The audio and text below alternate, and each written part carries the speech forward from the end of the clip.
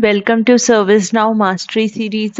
So we have learned the import set, and today is we are going to implement our import set functionality on our own. That is, we today is a assignment kind of thing for you guys.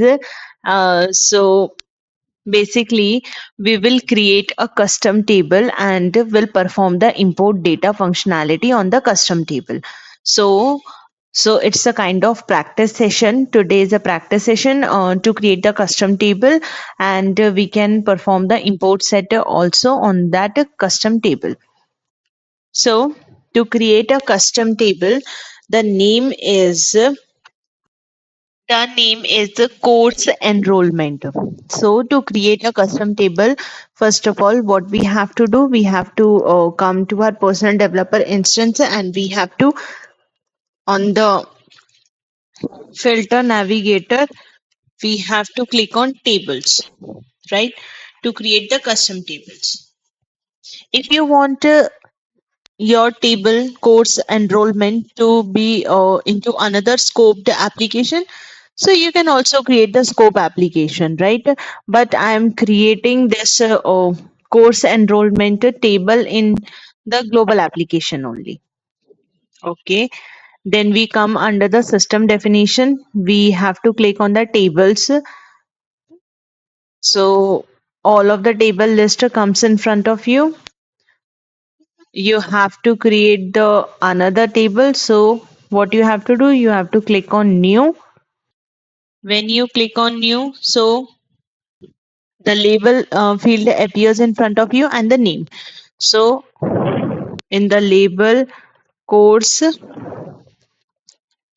enrollment is the name, right? And the name will come as automatically u underscore course underscore enrollment. Extends a table. If you want to extend this table, then you can choose it, right? So this is the practice session also for you, because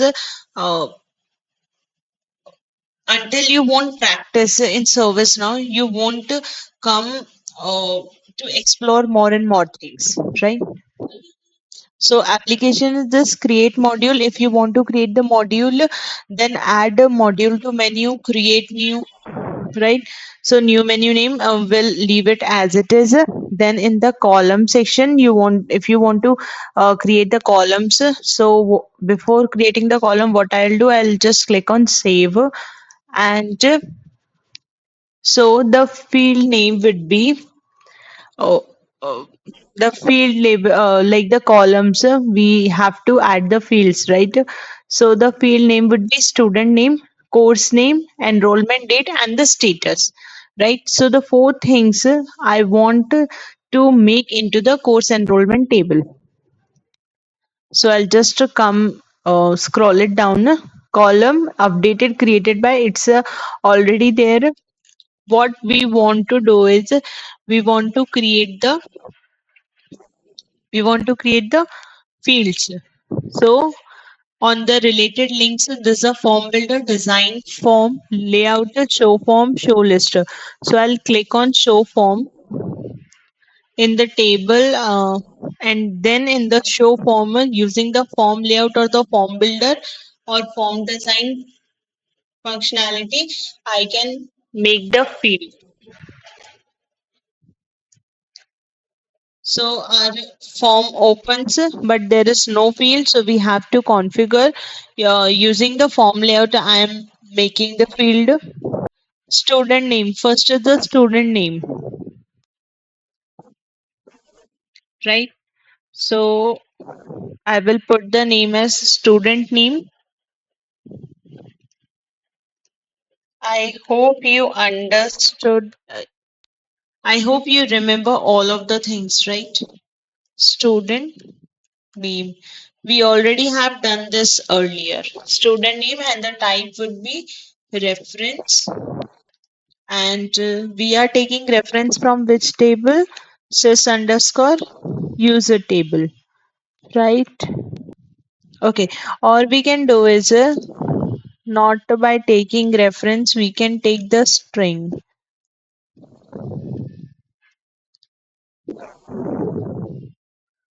because we have made a very new table. So we'll take as a string. Yeah, and I'll add it. Okay, so the student name is there, then comes a course name, course underscore name. It is also string, then comes a enrollment date underscore date, and the type would be date only, right? Date and time type also there, so I'll add the type as date. Then status will be yes or no status, like the values also we can modify as enrolled, dropped, or completed. So status, right? And the type would be what? Choice. And I'll add it. So all the four fields I have added using the form layout functionality.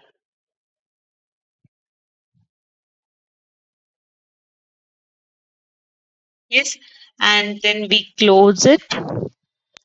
Yeah, so you can see the student name is there, course name, enrollment date, and the status will be. So in the status, we have to configure the choices. So right click on the status and click on the configure choices. First is enrolled, then completed, add in it, and dropped. So these are the four status. Add, then click on save. So you can see all the three choices comes into status.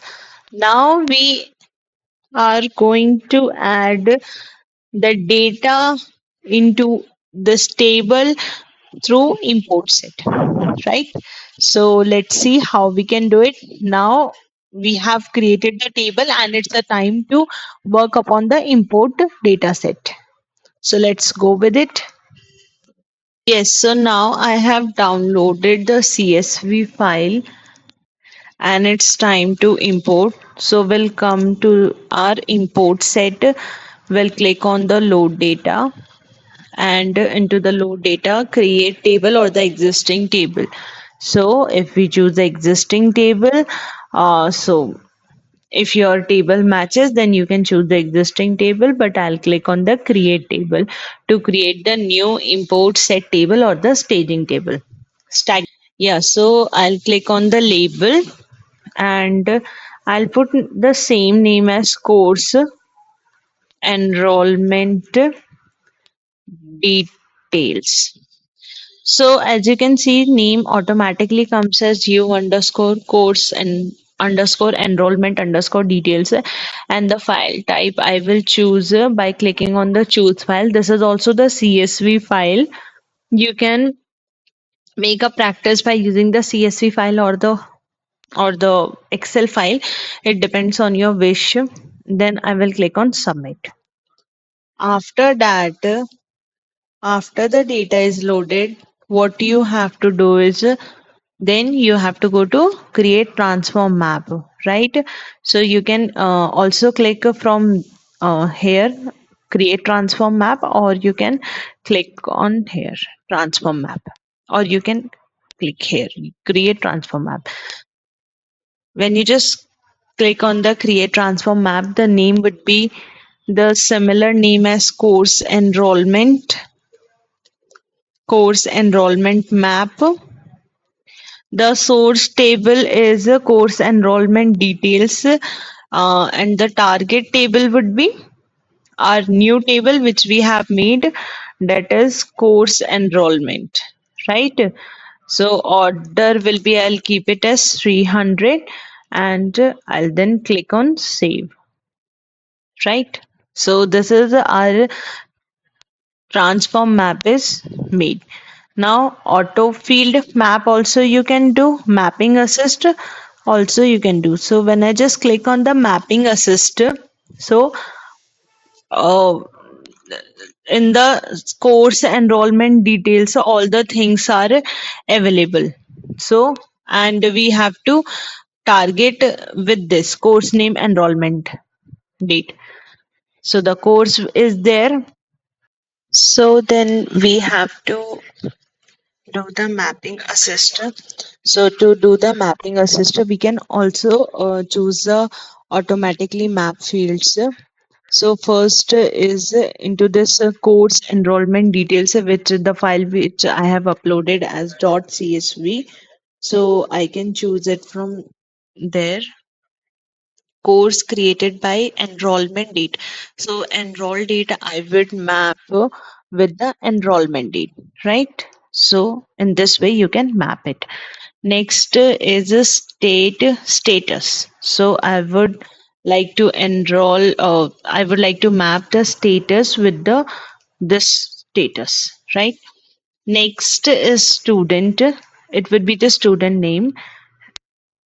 Another would be the student name. I would map it and the course name. So the course name would be its enrollment date course, right?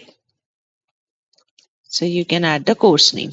So in this way you can map the field and then you can just click on save.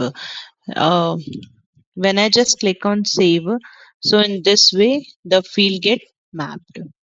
So as you can see, U underscore course name, enrollment date, status, and the student get mapped. And any of the field you want to make it the collapse field, so you can make it such as the student name, status, enrollment date, and the course. So these three things would be very much similar, can be duplicate, because the course name, if some student choose mathematics as a course, another student can also be the possibility can choose a mathematics course, and the enrollment data also could be a chance that the enrollment data also would be similar, and the status is almost a similar one for everyone for the class who had enrolled. So it would be for the maximum student it will be enrolled, but the student name we have to make one field as a collapse is a true if we want to make it. So we can make as a student name, because we don't want to, or what you can do, you can also add the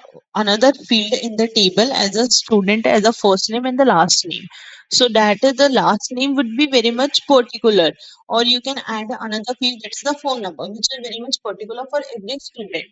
So I will make it as true, because we are now only just making all the concepts revised.